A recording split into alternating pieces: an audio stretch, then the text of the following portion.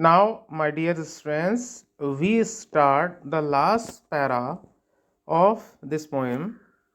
An elementary school classroom in Aslam, and in this last para, the poet wants to describe that those people who are very rich, those people who are in a par, they may adopt some of slum children to make their career bright.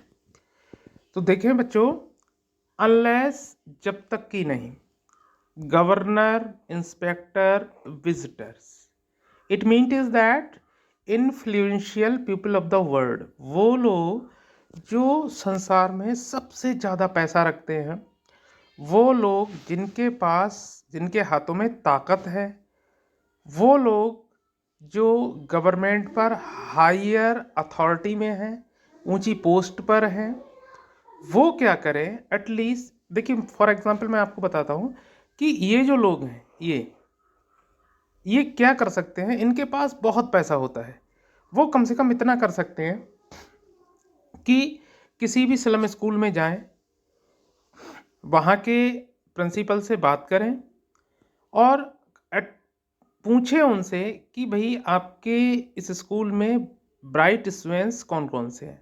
और suppose that अगर उसको 10 students ऐसे हैं जो बहुत ही bright हैं, वो मिल जाते हैं, तो वो उन्हें अडॉप्ट कर ले, उनकी एजुकेशन का पूरा खर्चा उठाए। तो आप समझ सकते हैं कि इस स्लम एरिया से कम 10 बच्चे ऐसे होंगे जो इन लोगों के द्वारा एक अच्छे कैरियर की तरफ बढ़ेंगे और उनका कैरियर ब्राइट हो जाएगा। क्योंकि ये बच्चे जो स्लम एरिया में रहते हैं, इनके माँ बाप इतने गरीब हैं कि ये 1 to 5th तक तो एजुकेशन इनकी प्रोवाइड करा सकते हैं, जो एलिमेंट्री क्लासेस हैं। इसके आगे उनकी औकात नहीं है कि वो अपने बच्चों को पढ़ा पाएँ। और वही चीज़ कहते हैं यहाँ पर स्टीफन स्पेंडर कि फिर देखो ये जो मैप है, ये मैप जिसमें बहुत अच्छी अच्छी चीज़ें दुनिया की डिस्क्राइब की गई हैं, बिकम्स देयर विंडो। और ये जो मैप है, आज ये जो मैप है, द मैप जो है वो एक इन लोगों के लिए अपॉर्चुनिटी बन जाएगा।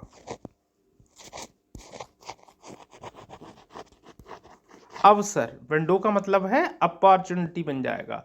एंड दीज विंडो का मतलब यहाँ पर है वो कॉमन विंडोज, जो ये वाली विंडोज, ये वाली विंडोज जो इनकी जिंदगी को एक दफन कर रखा है। And these windows that shut upon their lives like a catacombs.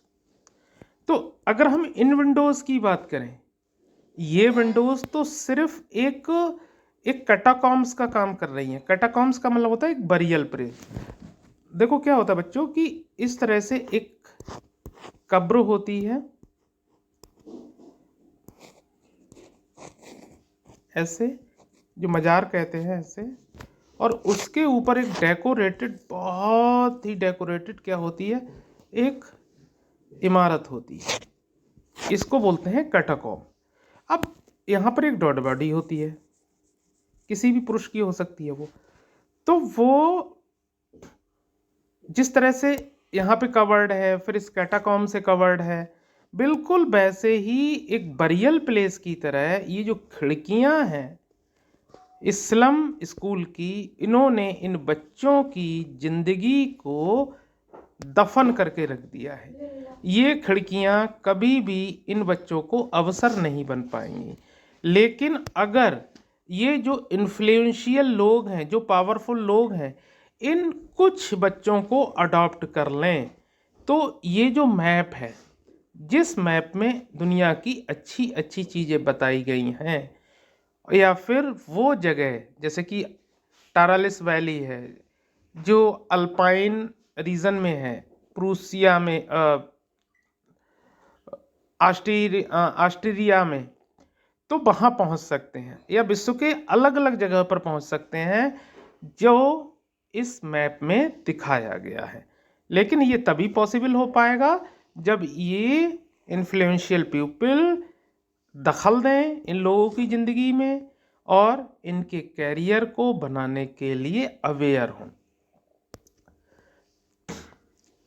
तो यहाँ पर that shut upon their life like catacombs का मतलब है कि ये जो खिड़कियां हैं स्लम स्कूल की, वो एक कैटाकॉम की तरह काम कर रही हैं, एक बरियल प्लेस की तरह काम कर रही हैं, जो इनके फ्यूचर को कभी भी आगे बढ़ने नहीं देंगी।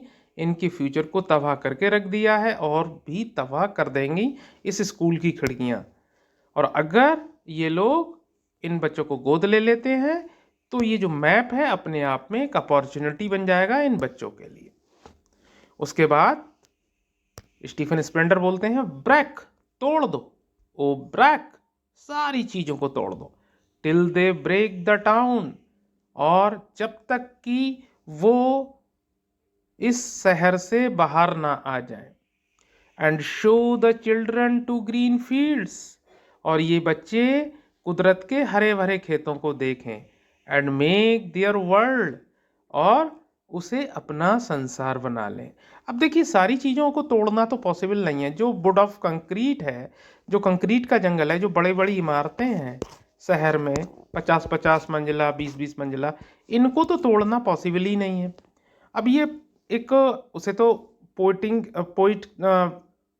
पोइम की एक राइमिंग स्कीम के तहत पोइम लिखना है, तो इसलिए वो बोल रहा है ब्रेक ओ ब्रेक। लेकिन ये ब्रेक ओ ब्रेक का क्या मतलब है कि ये जो बच्चे हैं इनको ये इन्फ्लुएंशियल पीपल, जो पावरफुल लोग हैं, वो इस स्लम से निकाल लें, यहाँ से उठाएं, यहाँ से इस स्लम एरिया से उठाएं और इनको कहाँ पर पहुँचाएं, उन स्कूल्स में पहुँचाएं जो which are situated in the lap of nature.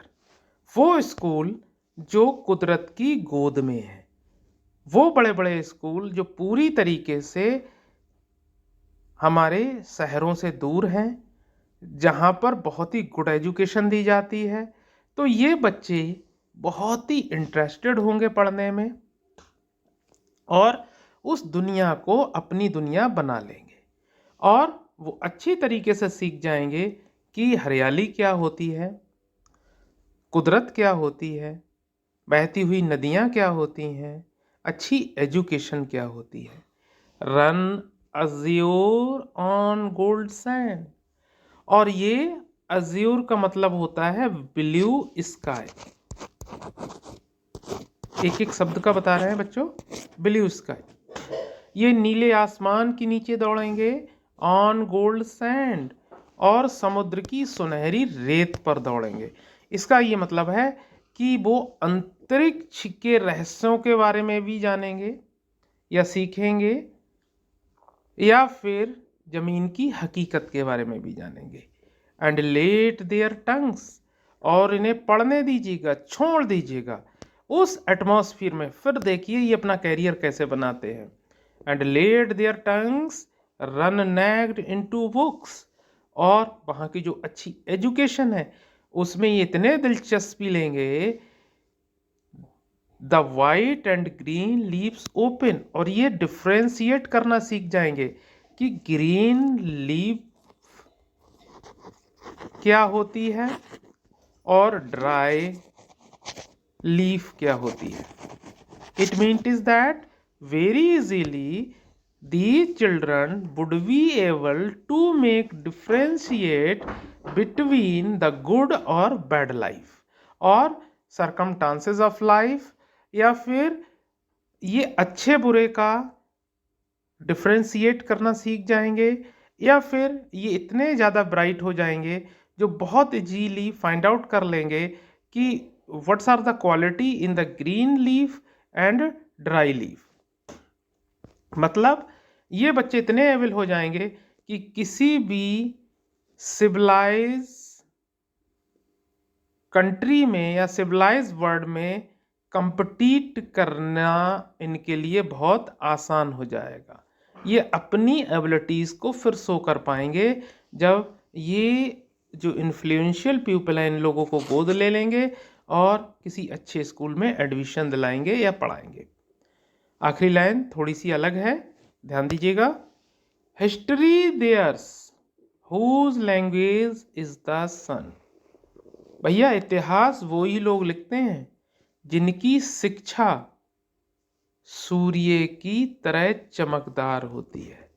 मतलब वो लोग जो बहुत ही अच्छे अच्छे स्कूल में अच्छी एजुकेशन प्राप्त करते हैं, आगे चलकर वो ही इतिहास लिखते हैं।